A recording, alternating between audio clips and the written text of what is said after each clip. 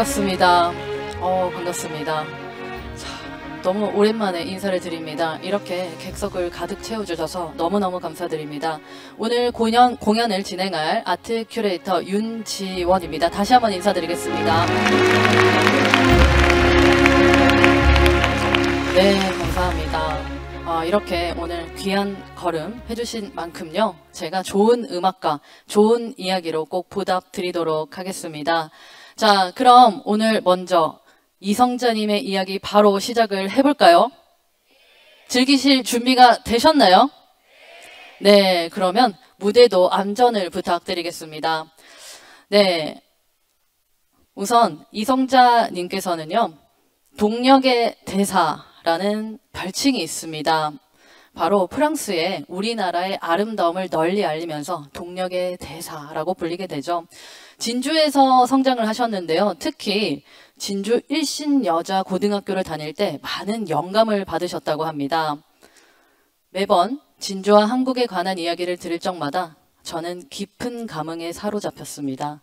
밤을 꼬박 새워가며 책을 읽던 그곳, 학교 도서관의 문이 닫힐 때까지 빅토르 위고, 모파상 등 서양 작가들의 책과 렘브란트, 세잔, 반 고흐 등의 미술 서적들을 탐독하곤 했습니다.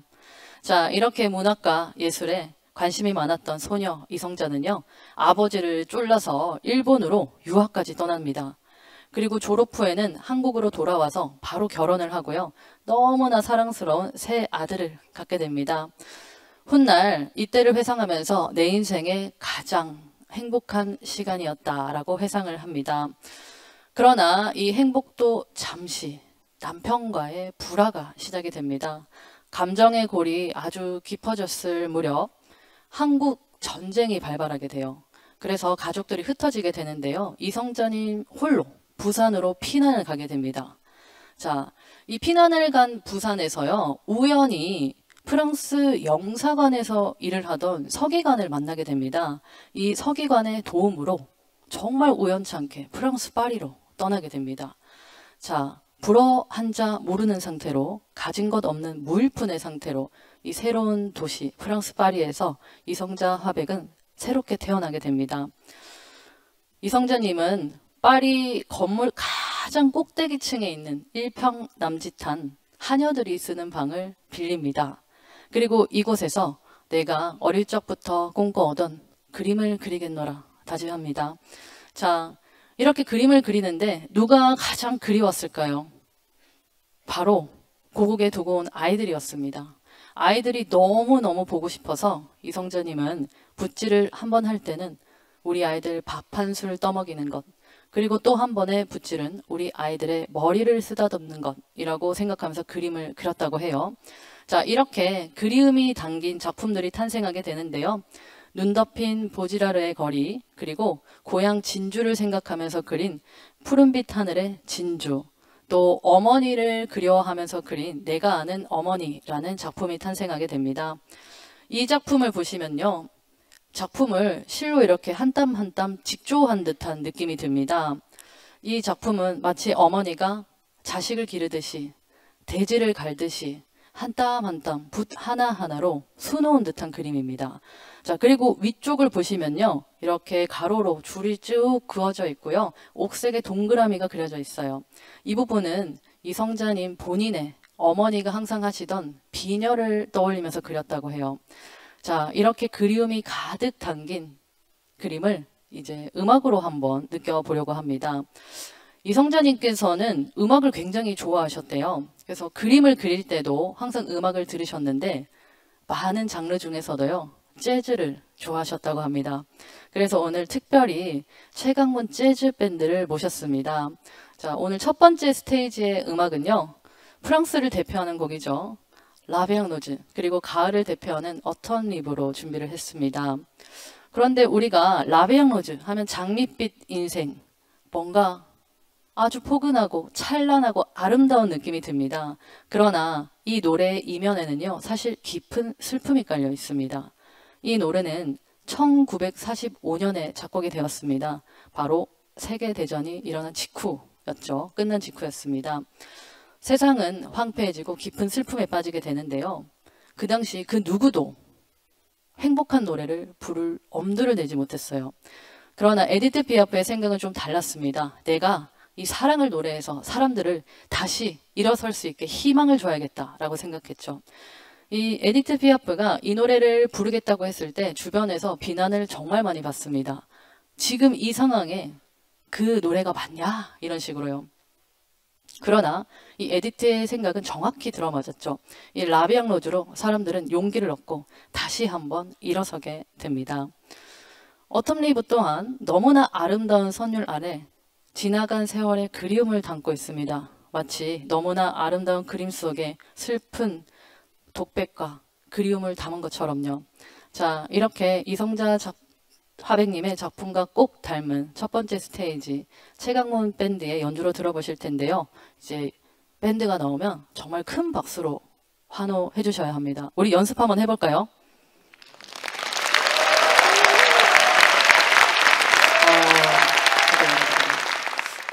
이 정도면 못 나오실 것 같아요. 다시 한번 가보겠습니다.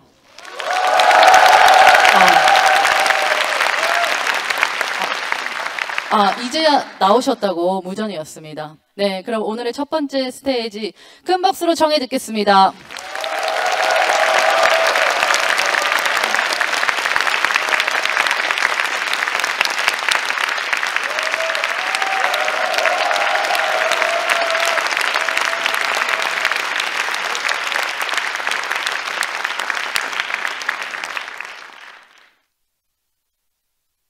제가 좋아하는 음악을 딱 틀면 아침부터 저녁까지 그 음악이 그 음악이 이 세상의 잡념과 내 창작하고 그 중간에 청소를 해줘. 음악 좋아하는 건 무슨 음악을 좋아하세요? 최근에는 재즈를 좋아해요. 재즈를. 네. 그럼 과거에 재즈. 저 양반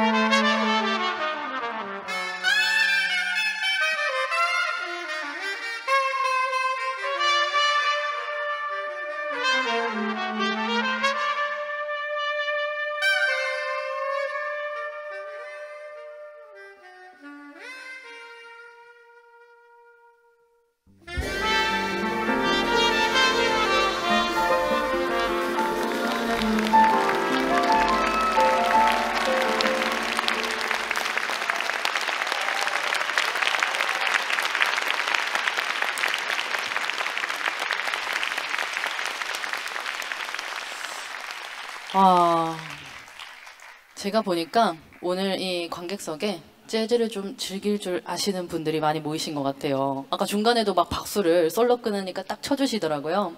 이 재즈 음악은 클래식과는 다르게 연주자분들이 솔로로 쫙 연주해 주시면 여러분들이 중간에 박수를 막 쳐주셔도 좋습니다. 그럼 연주자분들이 기분이 좋아서 솔로를 2번 하실 수도 있습니다. 네.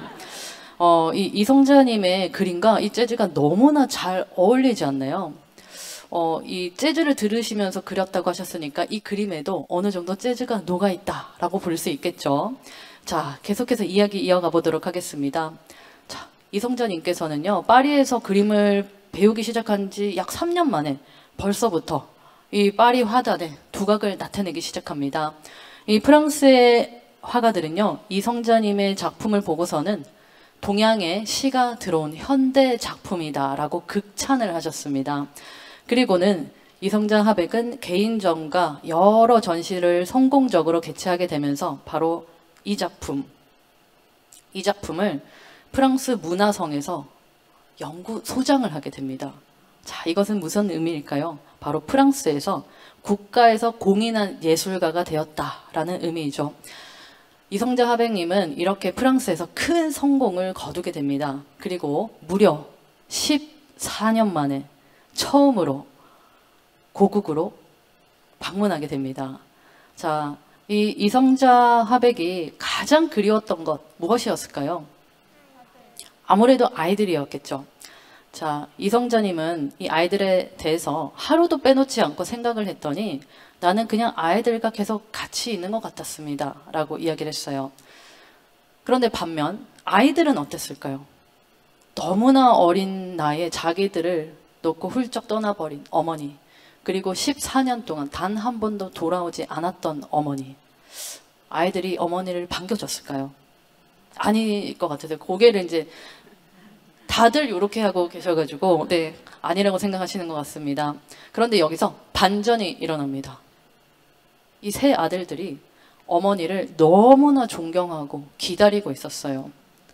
왜냐하면 사실 이 이성자 화백은 이 파리로 가기 전까지 이 아들들, 세 아들들에게 지극정성이었습니다. 온 사랑을 다해서 키웠어요. 그런데 아버지의 잘못으로 어머니가 떠나버린 것을 이 어린 세 아들들이 마음속 깊이 이해를 하고 있었습니다. 그리고 이 이성자 화백을 무척이나 자랑스러워했어요.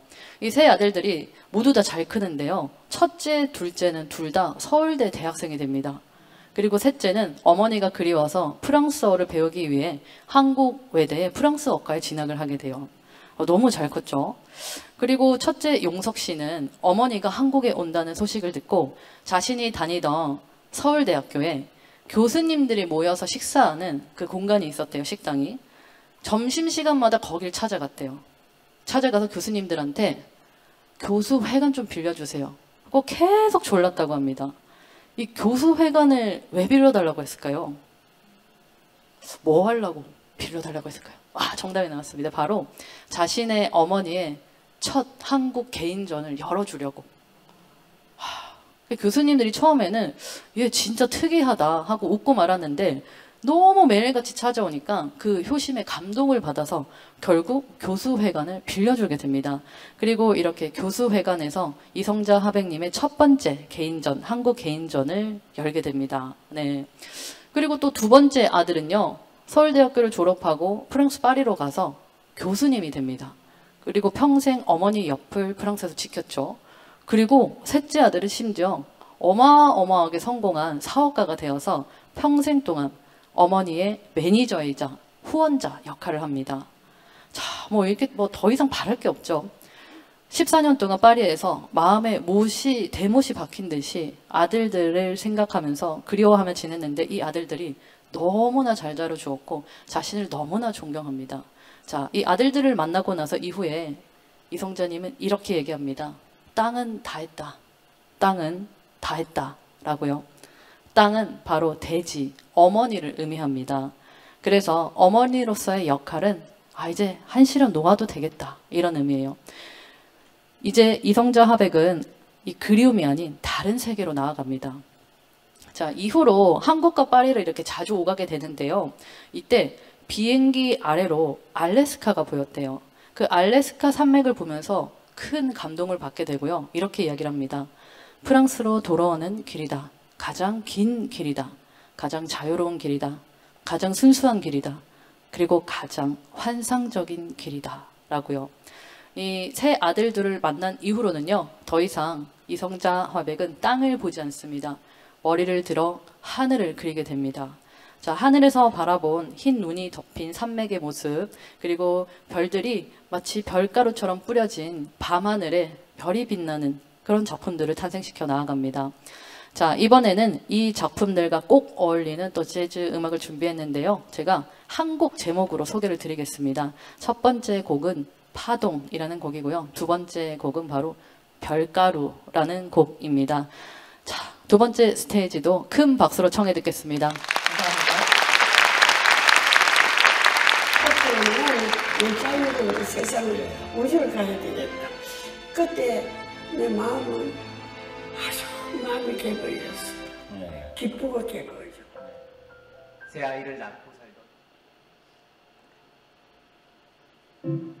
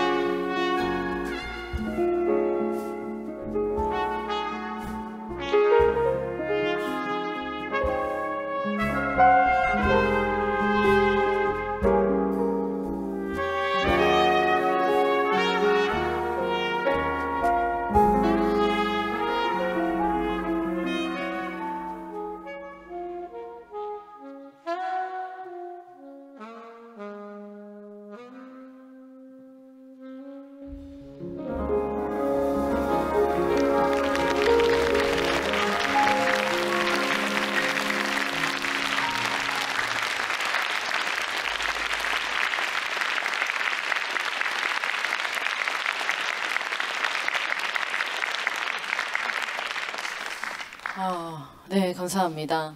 정말 이 트럼펫 소리가 우주를 가르는 듯한 그런 공명의 느낌이 드는 것 같습니다.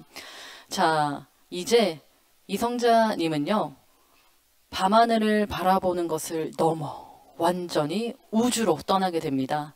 우주에 자신만을 위한 작은 오두막 집을 짓습니다. 그리고 이 오두막 집은 점점 커져서 하나의 도시가 됩니다. 그리고 이 도시는 계속해서 더 커집니다.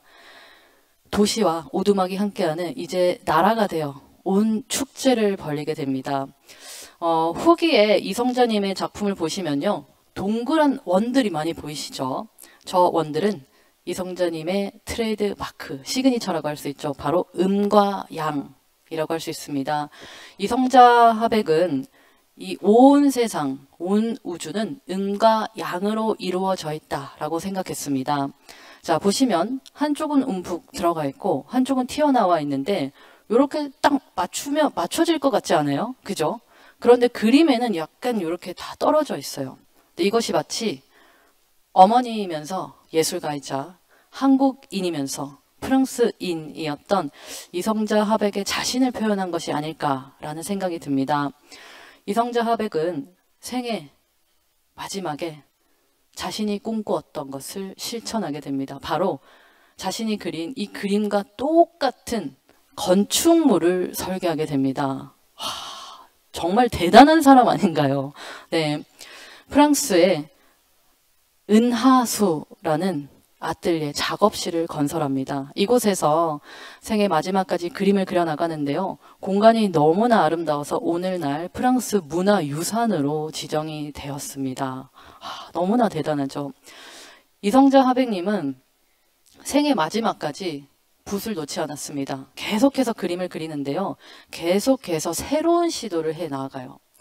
그래서 아들들이 그 모습을 보고 아니 어머니 이제 많이 유명하시고 그 유명한 그림 많은데 그렇게 좀 그리시지 왜 자꾸 새롭게 그리시고 이제 힘드신데 왜 자꾸 새로운 거 그리려고 하세요? 하니까 이 이성자 화백은 이렇게 이야기합니다. 예술가는 안주하면 안 된다. 늘 낯선 곳으로 스스로를 던져야 한다. 100년 후 그때 사람들이 내 그림을 보고 무엇을 느낄지 어떻게 기억할지를 생각하며 끊임없이 새롭게 나아가야 한다라고요. 자, 이 이성자 화백의 그림은요. 오늘이 아니라 100년 후에 훨씬 더 빛나는 작품이 되지 않을까라는 기대가 됩니다. 사실 오늘 이 이성자 화백의 이야기를 100분의 1도 다 못 들려드렸어요. 오늘은 음악을 좀 더 많이 들려드렸는데요.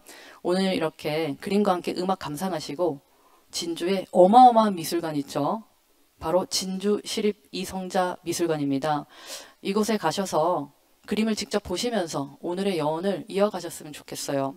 제가 특별히 오늘 여기 오신 분들 그리고 이 오늘 오신 분들이랑 함께 가시는 분들은 16일까지 모두 공짜로 얘기를 해놨습니다. 아 정말이에요. 아 네 정말입니다. 네. 네. 사실 제가 얘기한 건 아니고 원래 16일까지 무료라고 합니다. 네. 네. 그래서 여러분들 이 16일까지 한번 꼭 방문을 해보시고 오늘 여운 이어가시기 바랍니다. 자, 이제 이성자 화백의 꿈처럼 마지막 스테이지 우주로 향해 가보겠습니다. 바로 Fly to the Moon과 스텔라 바이 스타라이팅이라는 곡을 준비했는데요. 이 마지막 스테이지는 여러분들의 도움이 좀 필요해요. 핸드폰을 한번 꺼내 보시겠어요? 네, 핸드폰을 한번 꺼내셔서 그 라이트를 한번 켜주시면 네 감사하겠습니다. 정말 우주처럼 별이 반짝반짝 켜지고 있어요. 너무나 아름답습니다. 자, 이제 정말 우주가 완성이 되었네요. 오늘날 이 모습을 이성자 화백이 봤으면 얼마나 또 기뻐했을까요? 자, 이제 이 우주의 공간에서 마지막 곡 큰 박수로 청해 듣겠습니다. 감사합니다.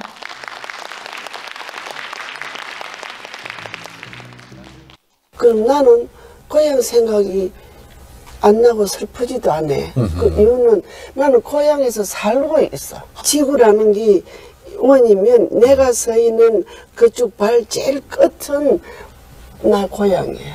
그래서 언제니 거기에 살고 있다고. 네.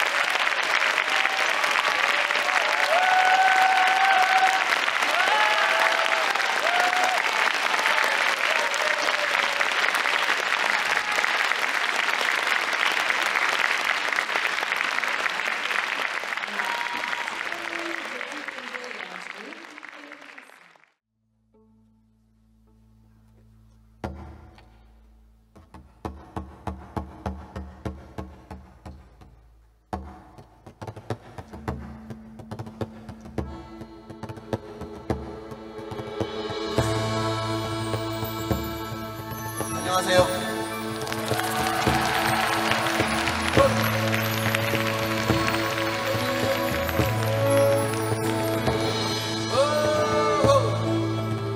반갑습니다.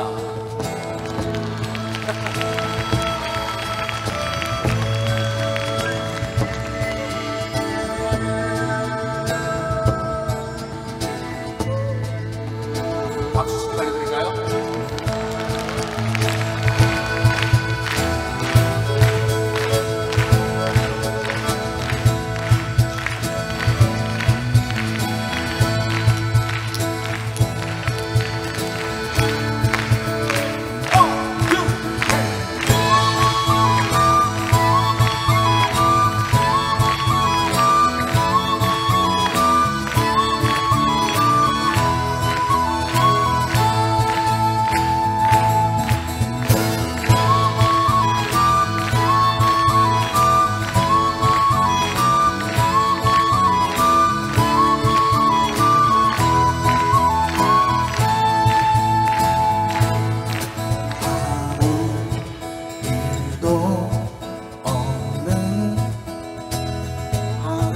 또 하루가 나를 지치게 해.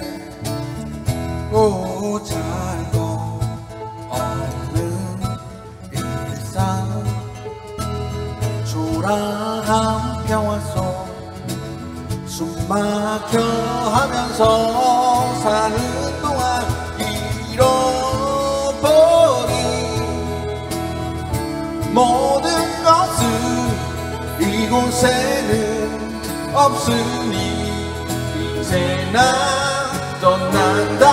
그래 숨 쉬어 또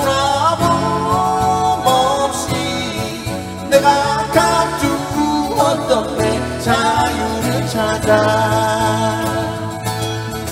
하늘과 호수 내 발을 달려 파도가 흰 구름을 굽는 곳으로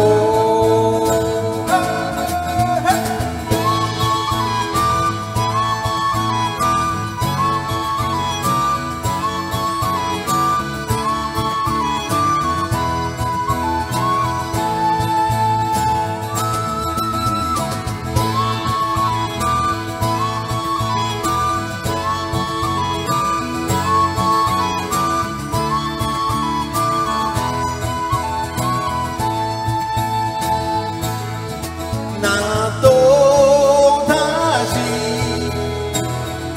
이곳으로 돌아오기 위해서 이제 난 떠난다 예수 쉬며 돌아봄 없이 내가 갖추었던 내 자유를 찾아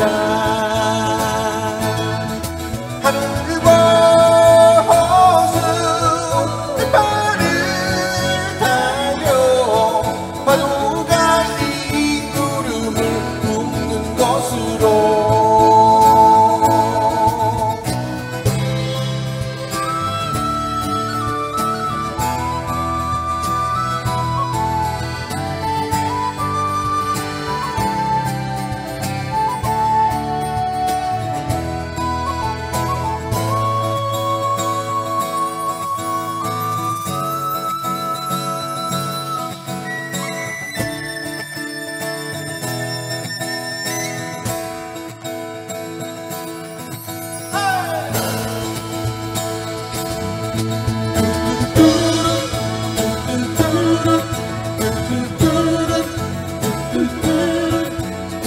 가두었던 내 자유를 찾아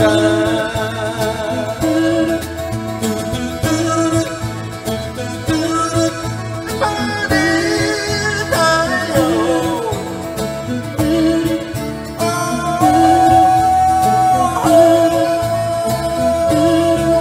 파도가 이 구름을 굽는 곳으로 지금 여기보단 그 어디인가로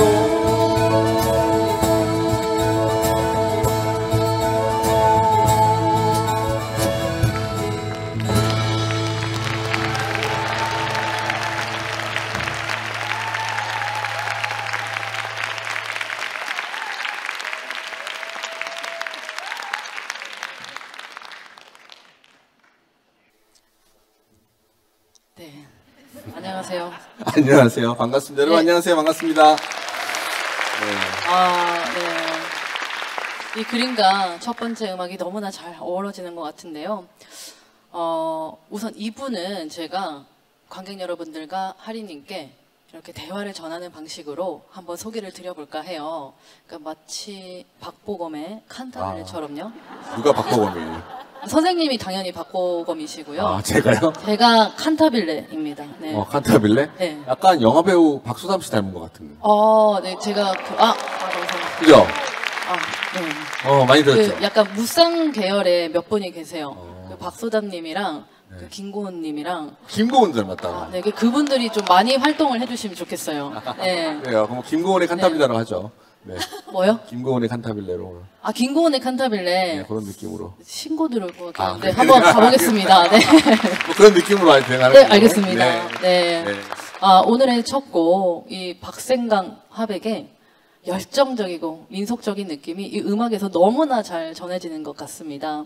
자, 박생강님의 이야기를 좀 들려드려보겠습니다. 네, 네. 네. 우선 당연히 진주 출신의 위대한 화가이고요. 어린 시절에 굉장히 어려웠다고 합니다. 왜냐하면 아버지가 그 동학 농민운동을 하시다가 아하. 실패를 하셔서 실패를. 은둔자의 삶을 사셨다고 합니다. 그렇구나. 그래서 이 진주 강변에 움막집을 짓고 살았더래요. 네. 얼마나 어려웠냐면 어머니가 이제 돌아가셨는데 제대로 묻어드리지를 못해가지고 어디에 계신지 알 수가 없을 정도라고 합니다. 자, 이렇게 좀 어린 시절을 너무나 힘겹게 보냈는데요. 고등학교에 입학하고 좀 운명적인 만남을 갖게 됩니다.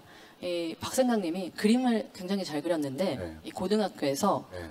일본인 교사가 이 그림을 보고 아, 이 친구는 일본에 보내서 좀 그림을 가르쳐야겠다. 유학을 보내서. 네, 그래서 일본으로 유학을 보내요. 네. 근데 사실 이 박생광에게는 선택권이 좀 없었다고 볼 수 있죠. 어머니는 부자시고 아버지는 운둔자의 삶을 사시니까 결국에는 일본으로 유학을 가게 되는데 또 일본에 갔더니 한국 사람이라고 또 핍박을 받았죠. 그럼에도 불구하고 그림을 그릴 수 있어서 너무나 행복했습니다. 그리고 광복 후에 한국으로 돌아오는데요. 또 한국에 왔더니 박생강의 그림은 외색이 짙다라고 해서 인정받지 못합니다. 광복 이후에 이렇게 채색이 있는 그림들은 일본풍의 그림이라고 배척당했어요. 이 이후에 이렇게 우리 것을 되찾자라고 해서 수묵화가 다시 한번 유행을 하게 됩니다. 자, 이렇게 한국 하단에서 인정을 받지 못했지만 박생강님은 자신만의 또 예술가의 길을 개척해 나갑니다. 박생강 화백의 아내가 다방을 운영했는데 장사가 정말 안 됐대요. 왜냐면 이 박생강님이 예술가 친구들을 너무 좋아해가지고 공짜로 줬구나. 네, 다 모여가지고 집에 안 가고 계속 있었던 네. 거죠. 아유. 그래가지고 이제 낮이고 밤이고 이제 마시면서 야, 우리 예술가들이 좀 뭐 장을 펼칠 수 있는 뭐 좀 만들어 보자. 여기도 집에 안 가요. 아, 그 사람들 거의 집에 안 가. 오늘 진주가 떠들썩할 것 같습니다. 네, 혹시 12시 이후로 보이시면은 꼭 연락 부탁드리겠습니다. 네. 들여보내주세요. 네. 자, 그래서 이 영남예술제라는 걸 만들거든요. 이게 여러분 바로 오늘날 진주의 자랑이죠. 개천예술제가 됩니다. 그러니까 이 박생강님이 사실 진주에 이미 어마어마한 유산을 하나 당겨주신 거죠. 자, 이렇게 본인의 삶이 힘들었지만 예술을 해나가는데 어느 날 자기보다 더 가난한 화가를 만나게 돼요. 그래도 박생강님은 나름 지분이 있었거든요. 근데 집도 절도 없는 화가를 만나게 되는데 이 화가가 안타까워서 그 좁은 집에 데리고 가서 먹이고 재우고 입히면서 이제 좀 보살펴줬습니다. 그런데 이 화가가 매일매일 그렇게 소만 그리더래요. 황소. 이 화가 누구였을까요? 이중섭. 맞습니다. 바로 이중섭이었어요. 박수 한번 줍시다. 네. 네. 그래서 이렇게 박생강님의 작품에 황소가 많이 등장합니다. 그리고 훗날 이중섭님이 이 박생강에게 고마운 마음으로 붉은 황소라는 작품을 선물로 전해주기도 합니다. 네, 너무 마음이 따뜻한 사람이죠. 자, 이렇게 박생강님은요 그림을 이제 계속해서 그려 나가는데 아무래도 내 색깔을 찾아야겠어. 그래서 60대가 되어서 일본으로, 인도로 다시 한번 출국을 하게 됩니다. 그리고 특히 이 인도 아잔타 석굴에 방문했을 때 너무나 큰 영감을 받고 앞으로 자기가 무엇을 그려야 할지 깨달았다고 해요. 네, 제가 알기로는 하림님도 여행을 너무너무 좋아하시고 네. 심지어 아프리카도 다녀오신 걸로 알고 있습니다. 네. 네, 이 하림님께도 이 박생강의 아잔타 석굴과 같은 강렬한 충격을 준 여행지가 있을까요? 너무 많아요. 일단은 첫 번째로 아일랜드 가서 거기서 거리에서 버스킹 하는 사람 되게 많이 봤는데 네. 저는 그때 당시에 길에서 연주하면 그냥 구걸을 한다고 생각했어요. 옛날에. 지금 네네. 버스킹이라는 말이 있죠. 그때는 버스킹 이런 거 없었어요. 말이 잘 몰라서. 그래서 제가 뭐 불쌍해갖고 뭘 자꾸 주려고 그랬더니 안 받는 거예요. 뭐 하는 거냐 그랬더니 네. 자기 여기서 연습하는 거래요. 그래서 제가 한번 딱 맞았어요. 연습을 이렇게 할 수 있는 거구나. 갔다 와서 했죠. 덕분에. 저도 한 2003년 그때부터 한 2년을 길에서 계속 버스킹. 비긴 어게인도 그래서 비긴 어게인 가게 됐어요. 네, 박정현 거리에서 씨가. 정말 큰 규모로 공연을 네. 그죠? 네. 전문가라고 저한테. 그게 여행이 그 거리 연주에 큰 영감을 주게 된 거군요. 그렇죠. 네. 제가 사실 이 공연을 기획하면서 이 박생강님의 작품에 네. 가장 처음으로 떠올린 인물이 하림님입니다. 왜요? 네, 왜요? 왠지 궁금하시죠? 네. 이 박생강님의 작품은요 좀 민속적인 느낌이 있거든요. 음. 그런데 세계의 민속 악기들을 다루면서 아. 대중들에게 사랑받는 가수가 누굴까 했을 때 딱 그렇지 않나요? 좋네요. 맞아요. 그래서 이렇게 다행히 선뜻 흔쾌히 또 네. 와주셔가지고 너무나 감사한 마음이에요. 네. 감사합니다. 이야기가 좀 잘 이어지니까 굉장히 기분이 좋으신 것 네, 같아요. 네. 계속 따라가고 계시죠? 네. 약간 실타래 같이 조금씩 끌려 나오고 네네. 있어요. 네. 저희가 또 나름대로 연구를 했어요. 네. 이 박생강님과 그 이 저랑- 하리님의 공통점. 약간 도플갱어 같이 뭐가 네, 네. 이 아주 큰 흐름이 비슷하더라고요. 아, 이 박생강님도 보면 세계로 나가서 해외에서 자신의 색깔을 찾아서 한국에서 민중을 표현하거든요. 근데 하리님 역시 세계의 민속 악기로 우리나라의 발을 아름답게 노래하잖아요. 그런 부분에서 상당히 비슷하지 않나. 오늘 이벤트를 하려고 굉장히 연구를 했습니다. 네. 아우, 박수 드릴게요. 네, 아유 감사합니다. 여행 갔다 오면 뭔가 이게 영감이 바뀌곤 했죠. 그래서 달라진 건 맞습니다. 네. 박생강님도 아마 그랬지 않을까 네네. 싶습니다. 그래서 오늘 이 무대 위에 세계 악기들이 굉장히 많은 맞아요. 것 같아요. 다 같이 여행하던 친구들이에요. 아, 네. 오. 여기 아일랜드, 지금 아까 들으신 여기보다 어딘가에가 아일랜드에서 제가 만든 노래인데, 네, 갔다 왔더니 벌써 거길 좋아하는 친구들이 막 여기저기 있는 거예요. 아. 이 패치워크 로드 오늘 함께하는 이 팀도 역시나 같은 여행자 오. 들이었죠. 와, 그러다 보니까 그런데 친해졌어요. 네. 보통 여행을 가면 싸워서 다시 안 보는 경우가 있는데 굉장히 이제 사이가 좋으신 것 같습니다. 네, 그렇죠. 우린 같이 안 갔고 저기 저 아. 사람들은 뭐.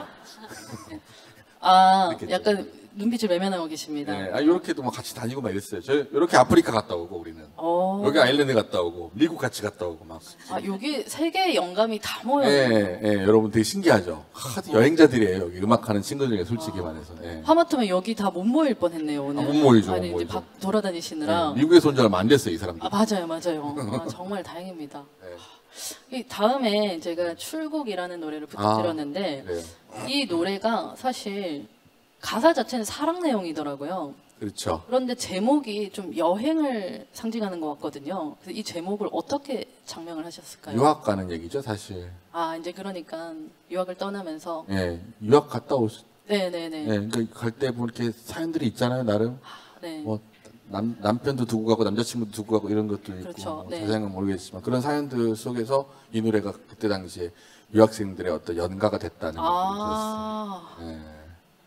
제가 유학 시절에 이 노래를 좀 더 많이 불렀어야 되는데 아. 굉장히 좀 죄송스러운 마음이 듭니다. 네. 건조한 삶을 살았나 보죠. 네, 너무 건조해가지고. 네. 네. 자, 알겠습니다. 그럼 이제 첫 번째, 두 번째 스테이지는요. 박생강님이 바람처럼 출국을 했던 것처럼 네. 이 노래 출국가 바람이 불어오는 곳 큰 박수로 청해 듣겠습니다.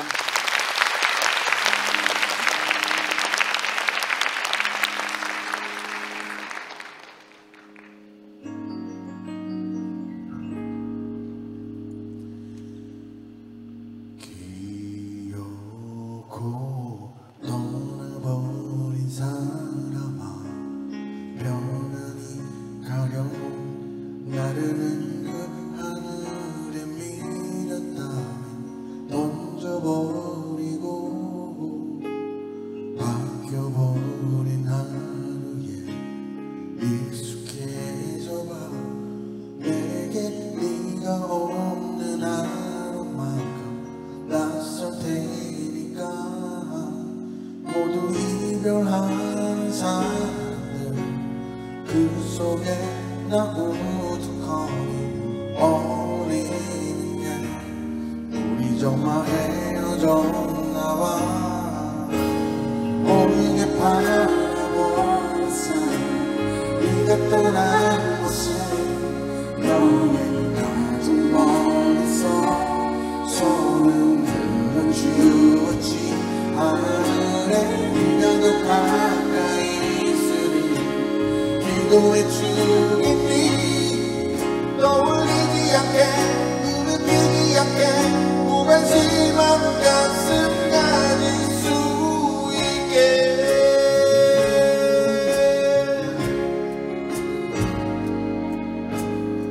도착하면 마지막 전화 한 번만 힘찬 목소리로 잡았다 인사 한 번만 그저 그것뿐이면 돼 습관처럼 알고 싶어 익숙한 너의 안무 거기까지만 이별하는 사람들 그 속에 나 우두커니 어리게 정말 헤어졌나봐.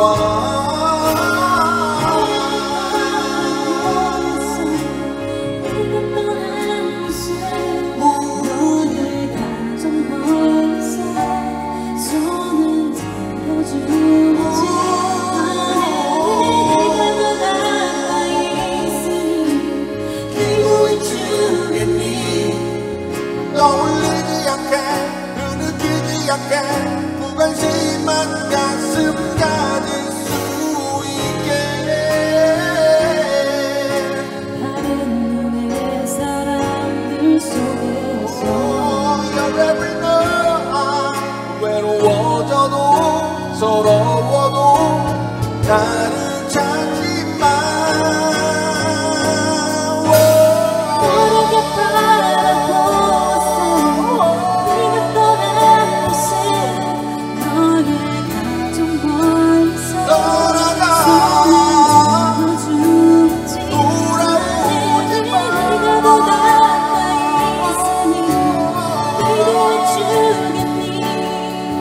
떠올리지 않게 흐느끼지 않게 무관심한 가슴 가질 수 있게 바라보았어. 네가 떠난 곳에 하지만 너의 가정 벌써 손을 들어주었지.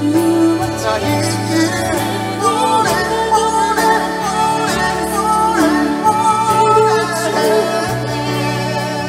떠올리지 않게 흐느끼지 않게 무관심한 가슴 가질 수 있게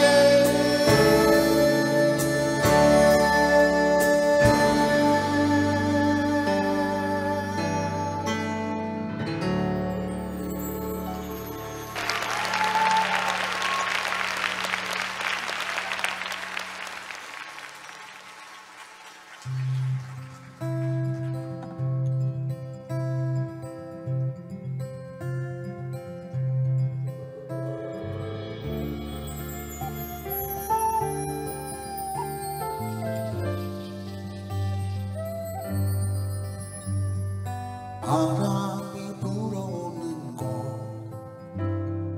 그곳으로 가네. 그대의 머릿결 같은 나무 아래로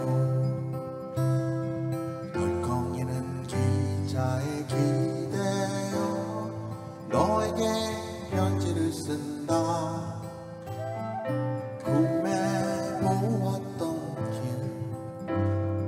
그 길에 서 있네.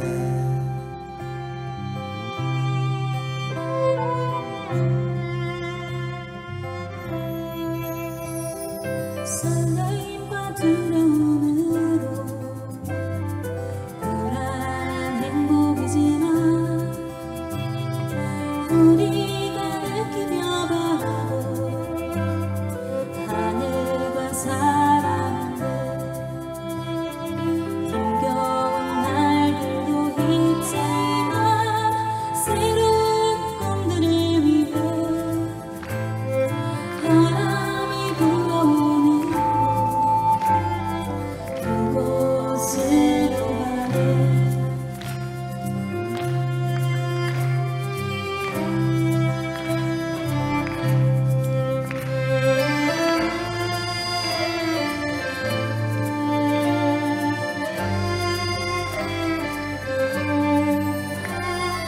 햇살이 눈부시고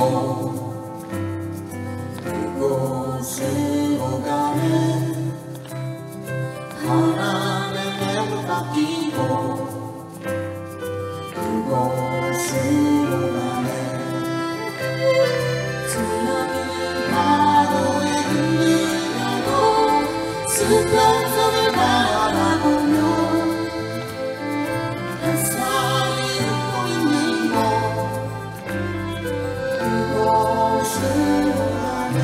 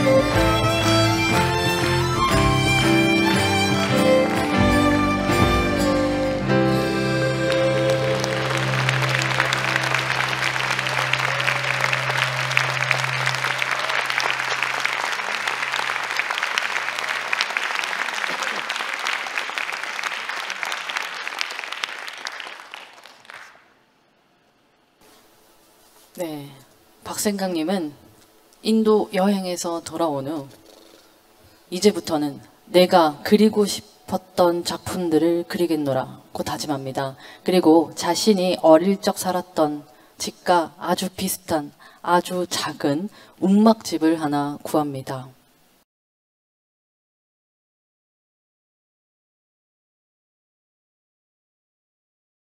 (157cm) 키에 40kg 몸무게를 지녔던 소인 박생광. 늙고 가난한 화가는 3m 넘는 종이를 바닥 전체에 펼칠 수가 없어서 한쪽을 그리고 나면 말아가면서 다른 쪽을 그렸다. 그림을 그리는 동안 한 번도 화면 전체가 화가의 시야에 들어오지 않았지만 개의치 않았다. 아예 그림 위를 기어다니면서 작품을 제작했기 때문이다. 박생광은 한 손에 붓을 들고 기는 자세로 엎드리거나 넓은 화폭위를 굴러다니며 그렸다. 그러다 밤이 되면 방구석에서 그냥 솜잎을 하나 겹쳐 깔고 송충이처럼 기어들어가 잔다고 했다. 그의 나이 80세 무렵이었다. 어두운 땅 속에서 보내는 긴 기다림에 비해 짧기만 한 매미의 일생. 행복한 순간은 짧고 슬픔의 시간은 긴 우리의 삶과 너무나 닮아있는 매미.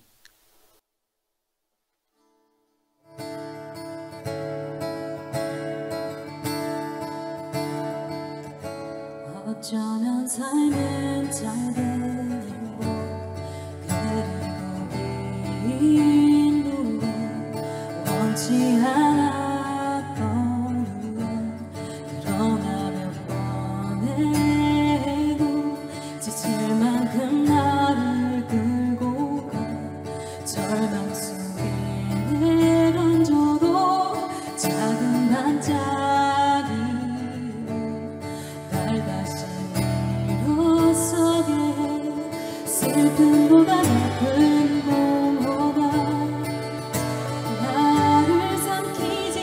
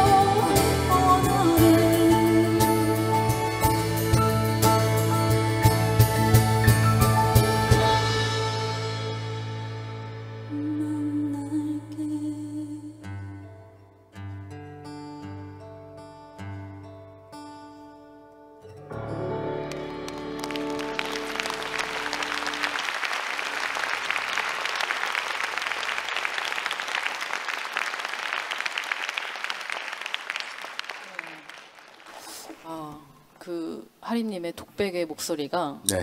너무나 그 문장과 잘 어울리지 않았나. 글쎄요. 원래 제가 하려고 했는데 네. 드리기 잘했죠. 네. 감사해요. 네.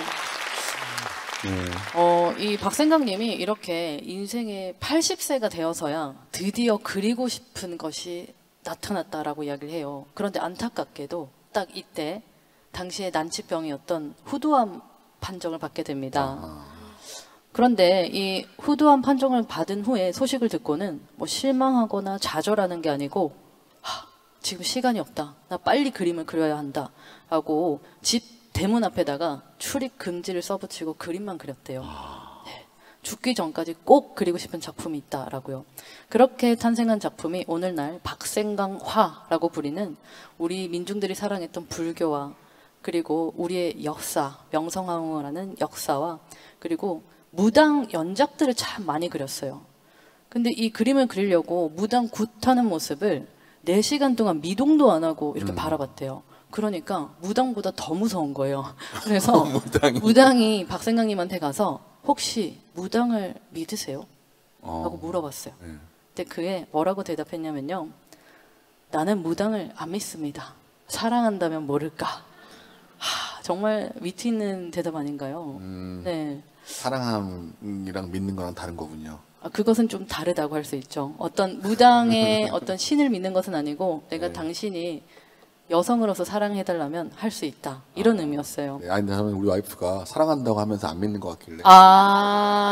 역시 안 믿는 건가? 이렇게. 잠깐 궁금했는데 그 얘기가 아닌 것 같아. 죄송해요. 딴 생각했는데. 아니 이렇게 아티스트는 하나의 단어로도 이렇게 특별하게 생각하는 이런 것이 작곡가의 재능이 아닐까. 웃자고 하니. 네, 저도 웃자고 한번 그래요? 해봤습니다. 좋았습니다. 네. 자, 이 박생강님은요, 사실 불교나 무당을 자신 스스로 믿었다기보다는요, 너무나 깊은 슬픔과 애안에 잠겨있던 우리 민족들이 믿었던 것을 그리고 싶어 했습니다. 이 불교와 무당의 무당굿에 한 가지 공통점이 있더라고요. 바로 더 잘되게 해주세요라고 비는 게 아니고 나쁜 일 좀 안 일어나게 해주세요. 그 사고 안 일어나게 해주세요. 그냥 평범하게 살게 해주세요. 이런 기도를 하거든요. 이렇게 순수한 우리 민중들의 믿음을 그림으로 그리고 싶어 했습니다. 그래서 인생의 마지막 5년을 정말 벼락처럼 그림을 그려요. 그리고 결국에는 프랑스까지 진출을 하게 됩니다. 정말 우연찮게요. 프랑스 미술협회장님이 한국에 방문했는데 정말 우연찮게 또 전시장에서 박생강님의 그림을 보고는 나는 이렇게 과감하고 열정적인 작품 처음 본다. 이 그림을 그린 젊은 화가는 누구냐? 라고 물었대요. 이에 대답으로 이 그림을 그린 화가는 80대 노인입니다. 라고 얘기해서 그 협회장이 당장 만나러 가자 해서 만남이 성사되고요. 1985년도에 파리의 그앙팔레라는 어마어마한 규모의 미술 전시장이 있습니다. 이 전시의 메인 포스터에 박생강님의 그림이 들어가게 되고 파리 전역에 벽에 그림이 붙게 돼요. 얼마나 행복했겠어요. 처음으로 국제적인 인정을 받게 된 거죠. 그래서 이 파리 전시를 보러 가기 위해서 준비를 했는데 너무 안타깝게도 결국 프랑스를 가지 못하고 생을 마감하게 되었습니다. 너무너무 슬픈 이야기죠.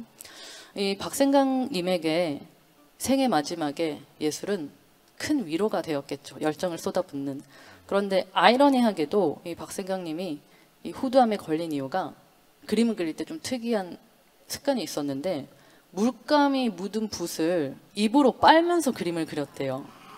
그러니까 물감이 수도 없이 목으로 넘어가면서 후두암에 걸리게 된 거죠. 화학약품을. 네. 아이고. 화학약품을 사람들이 계속 말렸는데도 자기는 이게 좋다면서 그렇게 그렸대요.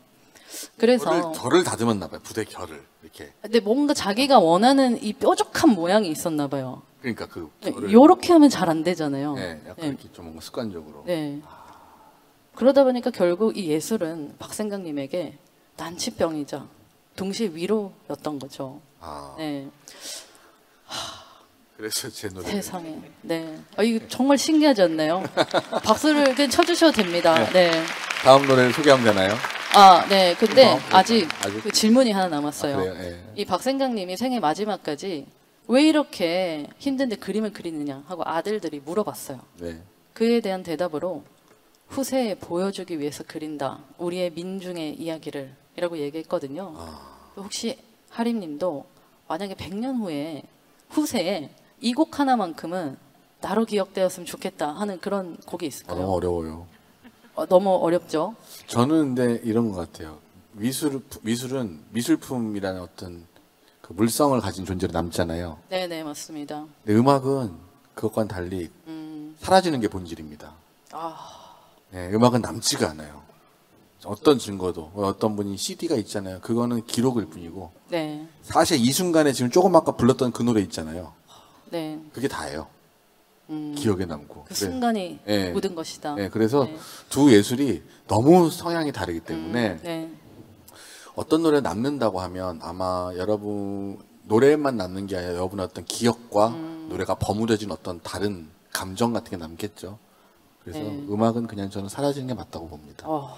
우문현답이었습니다. 아, 감사합니다. 네. 그럼 네. 난치병과 위로 큰 박수로 청해 듣겠습니다. 네. 감사합니다.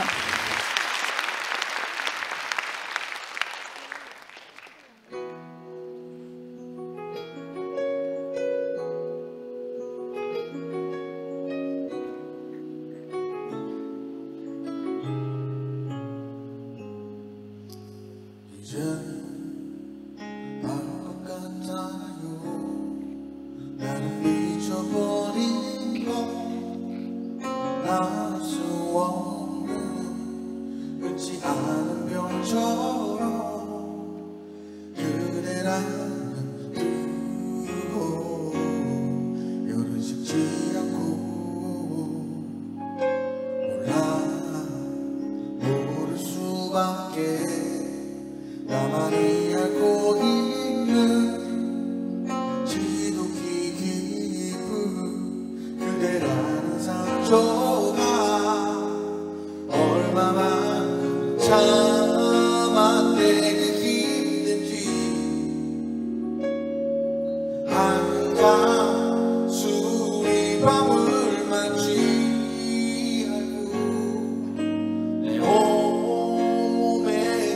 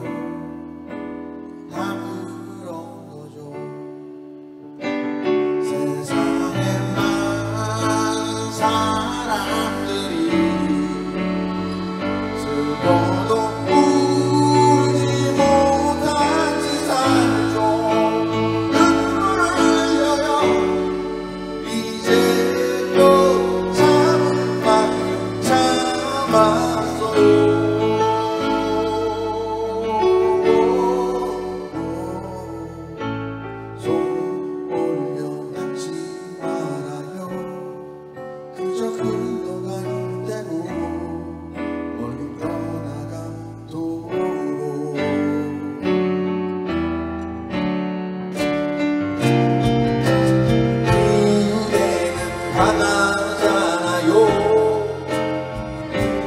하지만 약하기도 하죠. 아무도 몰라줬겠죠. 그래서 더 많이 힘들었겠죠. 세상에 많은 사람들이 슬퍼도 울지 못한 세상도 눈물을 흘려 그대는 힘들 만큼 힘들었죠.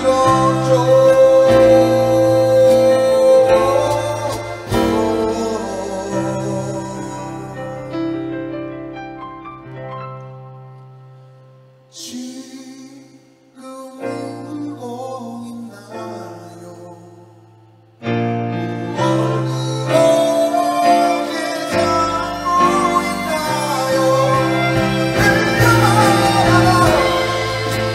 그대의 가슴 가득 고인 눈물.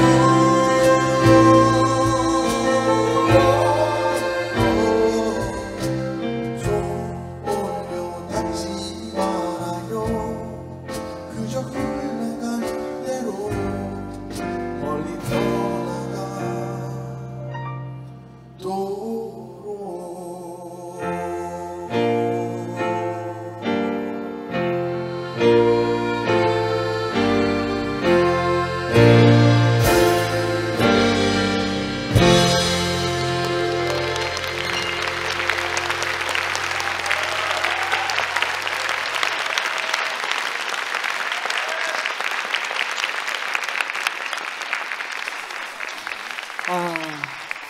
이제 마지막 곡을 남겨놓고 있습니다. 우주를 강타한 그 곡 마지막 한 곡 남았는데요. 네, 마지막 그림도 소개해드리겠습니다. 이 작품은요, 박생강님의 마지막 유작이에요. 피리를 부는 자기 자신을 그렸다고 하는데 오늘날 이 작품은 세계 마지막까지 사랑과 자유를 노래한 박생강이라고 이야기합니다. 오늘 이 음악과 미술이 함께하는 렉처 콘서트 한번 경험을 해보셨는데 네. 어떠셨나요? 일단 저기 앉아서 듣고 싶어요. 저는 아. 너무 예, 너무 재밌고 느끼는 바가 많아요. 그 마지막에 저도 미술을 되게 좋아해서 네. 얼마 전에 어느 갤러리의 모임에 가서 연로하신 작가분들을 꽤 많이 이제 모셔놓고 네네. 같이 술잔을 기울인 적이 있는데 그 조각하시는 어떤 선생님께서 이렇게 조각이 힘들잖아요, 조서가. 네네. 그래가지고 이제 이제 좀 쉬셔야지 되지 않을까요라고 네. 말씀드렸더니 아니라고 이제 시간이 많이 없다는 거예요. 그런 말씀을 그냥 지나가는 말로 하시는 네네. 건데 저는 약간 소름이 탁 돋더라고요. 제 생각과는 완전 다른. 네. 보통 나이가 들면 우리가 다들 이제 좀 쉬어야지 이렇게 얘기를 많이 네. 하는데 그런 생각이 들고 공교롭게도 제가 이제 올해 어떻게 보면 50대에 들어섰는데 스물스물 그런 생각이 들어요. 무대에서 노래할 수 있는 날이 얼마나 될까. 그 친구들끼리 얘기하면 그런 얘기를 하는 거예요. 아직 한참 많이 남으시고 많이 남았는데도 불구하고 그래서 이 예술이라는 건 가까이 하게 되면 영원한 삶을 꿈꾸게 하는구나 우리에게. 명언이었습니다 방금. 네. 그래서 예술가들은 그렇게 슬퍼하는가? 라는 생각이 들고 네. 그래서 한편으로는 예술은 사람들이 그렇게 보길 좋아하는가? 유한한 삶에서 네네. 영원한 삶을 잠깐이라도 엿볼 수 있으니 그런 생각이 들었고 아까 얘기했을 때 그 모든 이야기 속에서 네. 짧게나마 저도 그런 생각을 해서 오. 좋은 시간이었습니다. 오늘의 시간을 완벽하게 정리를 해주셨습니다. 네, 제가 감사합니다. 이제 그냥 바로 들어가도 될 것 같은데. 네. 자, 이제 오늘의 마지막 곡 사랑은 다른 사랑으로 네. 잊혀지네. 네, 이 세계를 강타한 그 곡이 남아 있습니다. 네, 여러분들 사랑은 다른 사랑으로 잊혀지지만 사랑이 괜찮아요. 은는이가 네. 다 비슷한 조사니까. 네, 조사를 틀려서 죄송합니다. 네, 제가 좀 조사에 약해가지고요. 네, 사랑이 다른 사랑으로 잊혀지지만 바로 오늘의 이 음악가, 오늘의 그림가, 이 시간만큼은 여러분들의 마음속에 오래오래 그리고 여러분들의 SNS에 오래오래 기록되었으면 좋겠습니다. 그 올리실 때 꼭 해시태그로 김고은 아님, 박소담 아님, 윤지원이라고 꼭 써주시면 감사하겠습니다. 네, 네, 감사합니다. 자, 그럼 저는 이제 마지막 인사를 하고 마이크를 하림님께 넘기도록 하겠습니다. 감사합니다.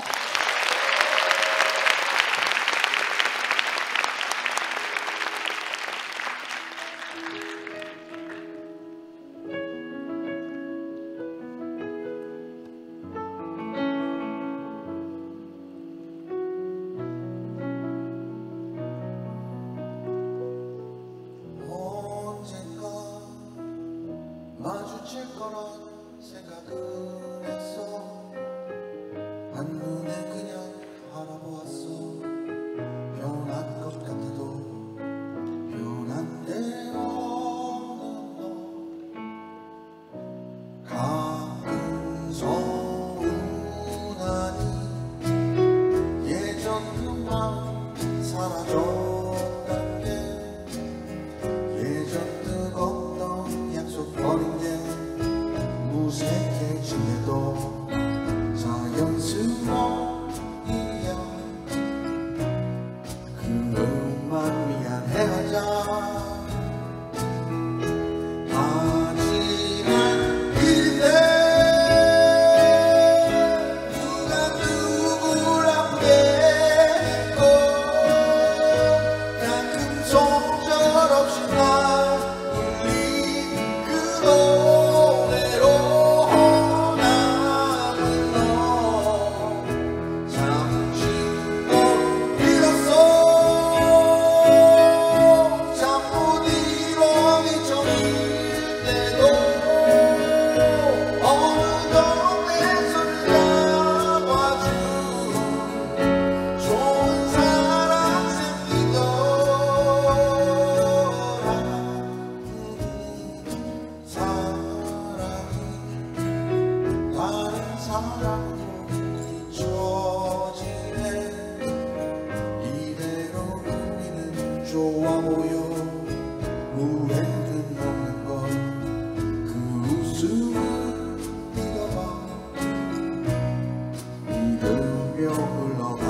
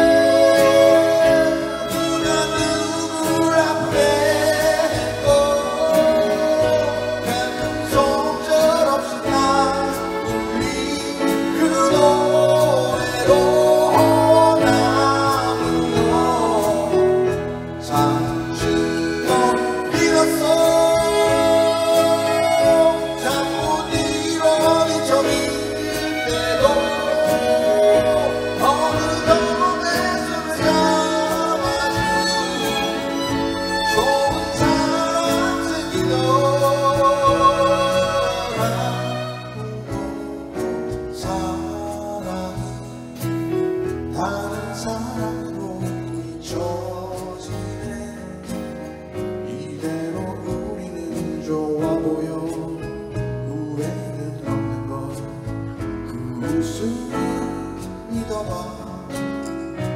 어느 날 또다시 이렇게 마주칠 수 있을까. 그때도 알아볼 수 있을까. La la la